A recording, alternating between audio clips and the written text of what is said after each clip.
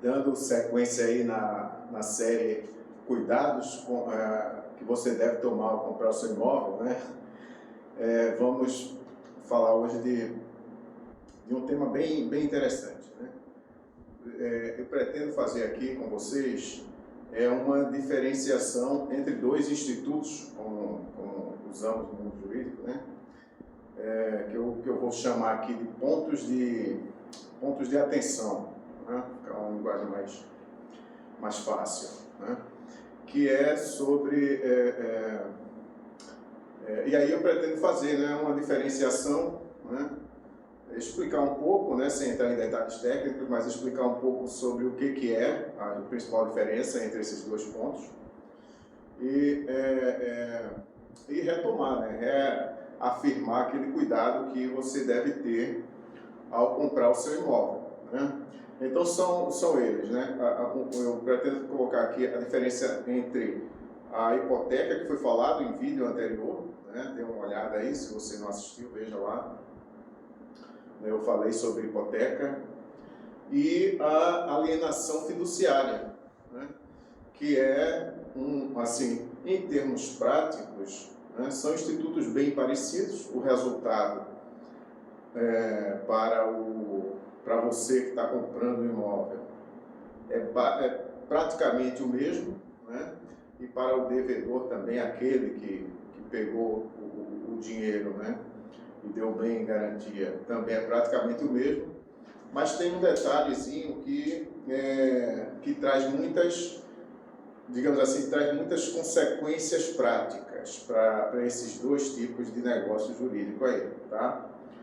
Então, eu não vou, assim, falar sobre hipoteca, a ideia é só fazer essa diferenciação, mas vou dar assim, vou precisar falar pelo menos o básico para poder diferenciar, né? Então, esses dois institutos, né, eles são gravames reais, tá? Então, vai estar lá, por causa disso, vai precisar que eles sejam colocados lá na matrícula do imóvel, tá? Então, já de antemão, você já vê que é imprescindível essa verificação, tá? É o primeiro passo, tá? É o primeiro passo, seria isso aí. Então, eles são gravames reais, são garantias, né, reais, mas existe uma diferençazinha básica entre eles, né? A hipoteca já é um instituto mais conhecido, a alienação fiduciária no tocante ao imóvel, que é a nossa finalidade aqui, que é falar sobre imóveis, né? Então, é algo mais recente, digamos assim, né? Veio com a 9.514, né? Em 1997, que foi regrado isso, com a criação aí, que é a finalidade, que é o objetivo da lei, a instituição do SFI, né, que é o Sistema de Financiamento de Imóveis, de Financiamento Imobiliário, e com isso ela regrou bem essa alienação fiduciária para imóveis, né, que era mais comum para veículos, máquinas, utilitários, etc., né? Então, no tocante a imóveis, essa lei foi, assim, digamos assim, que um marco, né? E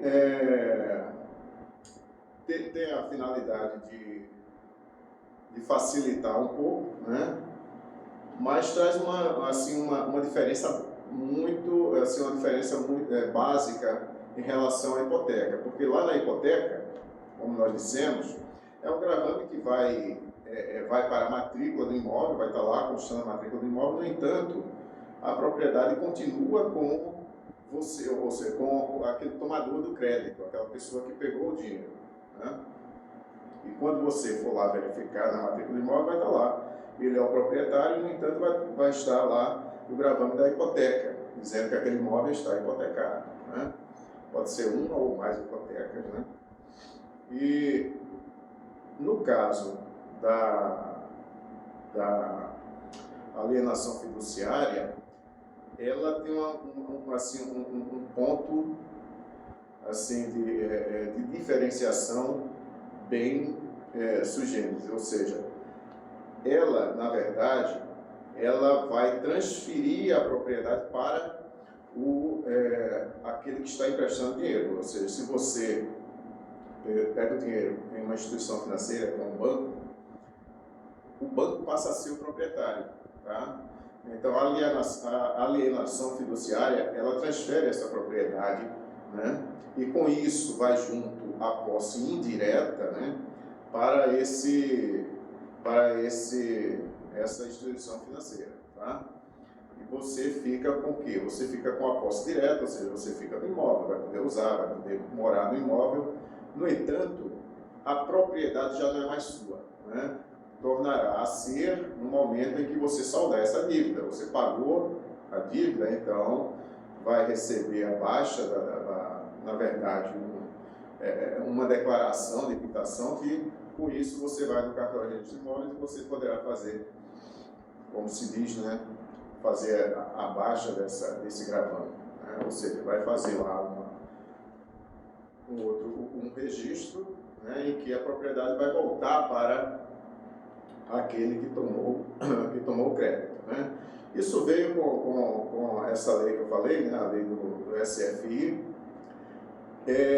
para facilitar, criar mais segurança e também baixar as taxas de juros, né? Porque à medida que a segurança aumenta para aquele que está dando dinheiro, emprestando dinheiro, ou seja, o credor, né? A tendência é que a taxa de juros baixe, né? E com isso o devedor, a pessoa que está tomando aquele empréstimo, né, contraindo aquele financiamento, ele vai pagar menos juros, né? Então isso foi uma demanda de mercado, né? E com essa característica aí da transferência da propriedade para o credor, o que acontece? Assim, coisas que você tem lá na hipoteca, você deixa de ter na alienação fiduciária, ou seja, esse imóvel já não é mais alcançado por uma falência, né? Ou seja, se o devedor falir, o imóvel não entra mais na massa falida, como ocorre no caso da hipoteca, né?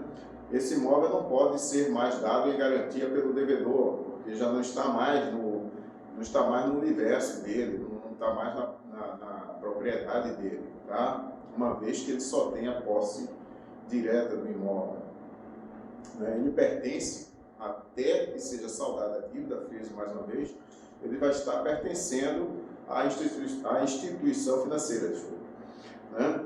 Então,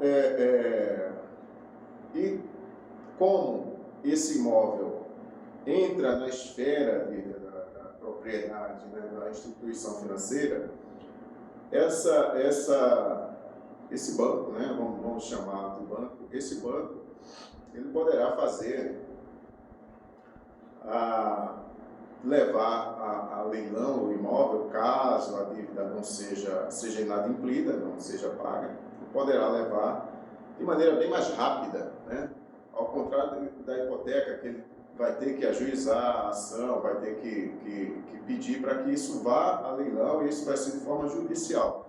Na alienação fiduciária, não, é bem mais rápido, né? Isso ocorre, ele leva extrajudicialmente, né?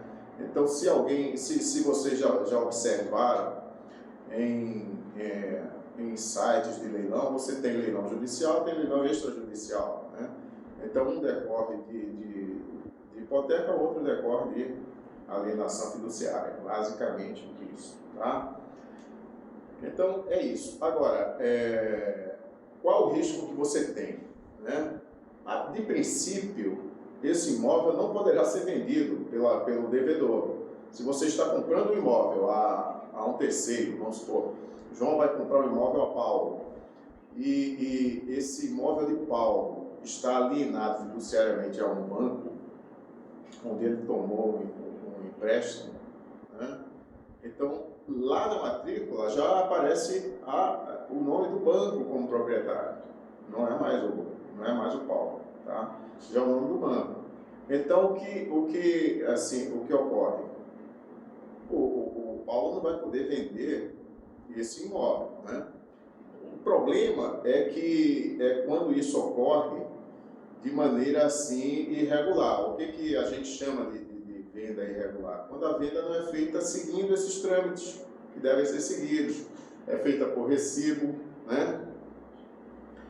E a pessoa não toma esses cuidados, né? Se foi feita por recibo, ele não foi lá no cartório de imóveis, não procurou assim, alguém que conheça desses detalhes, né? Um advogado ou até mesmo um bom profissional de corretagem, para tomar esses cuidados, para verificar como é que está a matrícula lá. Então, pode ocorrer a venda por recibo, né? O Paulo vai dar o recibo que recebeu X reais de João e está aqui, o imóvel é seu. Só que lá no cartório de registro de imóveis, essa transferência de propriedade não poderá ser feita, porque o imóvel, a propriedade não é dele, a propriedade é do banco, tá? Então, muito cuidado, isso é um ponto importantíssimo, né? E é uma coisa assim que pode ser evitada quando a gente toma o devido cuidado. Então, assim, uma alerta que eu estou colocando com essa, assim, digamos assim, com esses últimos, com essa sequência de vídeos, os cuidados que você deve ter, tá? Então, o primeiro passo é você verificar isso, tá? Lá no cartório, lá na matrícula, vai estar a alienação fiduciária em nome lá do banco, ou seja, o proprietário é o banco, tá? O proprietário é o banco.